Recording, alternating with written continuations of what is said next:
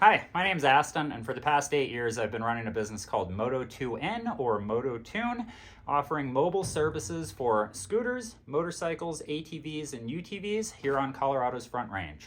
I've been answering the same exact questions since 2016 when people call me on the phone or when I meet them in person, so I thought it was a good time to make a YouTube video explaining the answers to some of these frequently asked questions.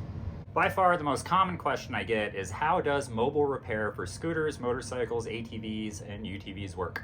So the first thing you need to do is get on my schedule. You can do that one of two ways. You can either call me or you can book online. Booking online is way easier and you are much more likely to get an appointment. The link is in the description. It's at my website at moto2n.com. Once you have an appointment, on the day of, I will try to confirm via text message. If you don't respond to the text, I'll try and call you.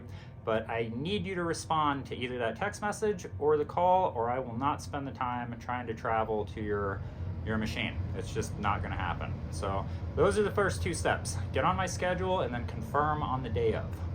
First part of the process is for me to diagnose what's wrong with your bike. Figure out exactly what went wrong that caused it to stop working.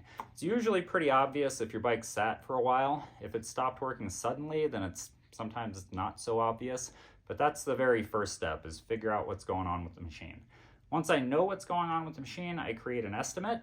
And then from there, if your machine needs parts, I go ahead and order the parts. I collect all the money for the parts up front, and then I put you on the schedule for between 10 and 14 days from that first appointment. If I have all of the necessary parts in my van, I complete the work on the same day.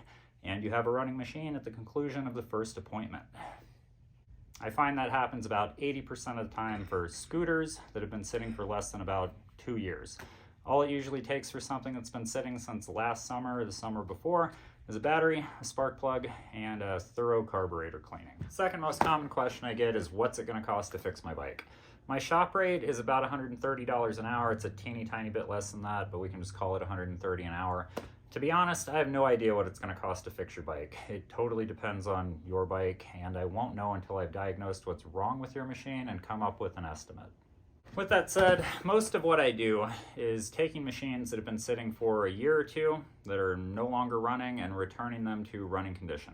If you have a scooter, the ballpark for that is between $200 and $250. If you have a metric cruiser, like a Honda Shadow, a Suzuki Marauder or Intruder, a Yamaha V-Star, or a Kawasaki Vulcan, the figure is $300, $350, and it goes up from there. If you have a sport bike, like a Honda CBR, a Suzuki GSXR, a Kawasaki Ninja, a Yamaha R1, R6, or YZF bike, the figure kind of starts at about $450 and it goes up from there.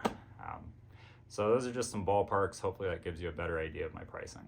Next question I get asked a lot is what kind of bikes do I work on? So I specialize in working on scooters. All types of scooters, 2-stroke scooters, 4-stroke scooters, made by companies like Vespa, Piaggio, Honda, Yamaha, Kymco, Genuine, and Sim.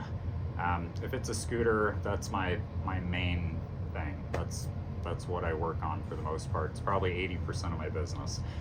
Other specialties are metric cruisers, which are bikes like the Honda Shadow, the Yamaha V-Stars, the Kawasaki Vulcans, and the Suzuki Intruder and Marauder series. I work on those as well.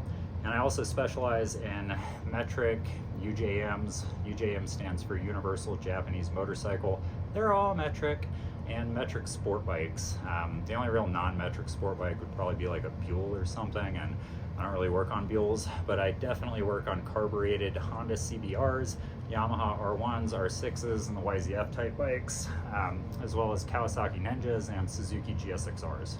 The question I get asked a lot is how did I become a mechanic? So I have not been a mechanic since I was 18 years old. I did not become a professional mechanic until I was almost 30.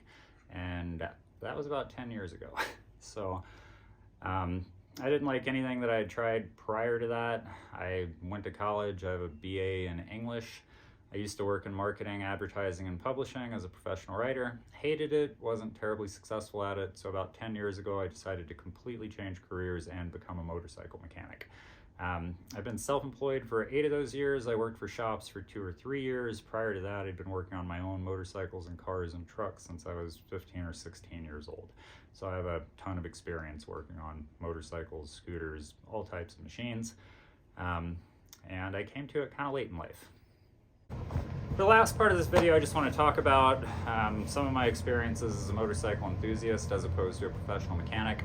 Most recently, I club raced my Kawasaki Ninja 650 in the lightweight classes with the local Colorado's MRA. It stands for Motorcycle Road Racing Association. You can read all about that on my website. I think I covered like every round, what happened there. You can also check the results on the MRA's website. I'll throw a link to that in the description too. I've also raced dirt bikes, mostly hare scrambles and vintage motocross. I've never really raced late model dirt bikes. Not really into late model dirt bikes. If you have one of those, I will send you to somebody else. I know a bunch of people who are way better at working on them than I am. Let's see, I also drag race, not really competitively or anything, but it is really fun to go and see like how low a reaction time I can get, and then kind of tweak the bike and see if I can get it to perform any better as far as its trap speed is concerned. So yeah, lots of experiences with motorcycles as an enthusiast. I own a street bike. My current street bike is a 2002 ZX7R that I bought in pieces that is now on the road and runs great and looks just as good. So yeah, tons and tons of experience messing with motorcycles. And yeah, if you think I can help you with a non-running bike that you might have, or even a running bike that you want to do some work on, the link is in the description. Just book online or call me up. In the wintertime, I'm much more likely to pick up the phone. So yeah, that's it. I hope this was a good introduction to Moto2N or Moto2N. You can pronounce that however you want. I'm not picky.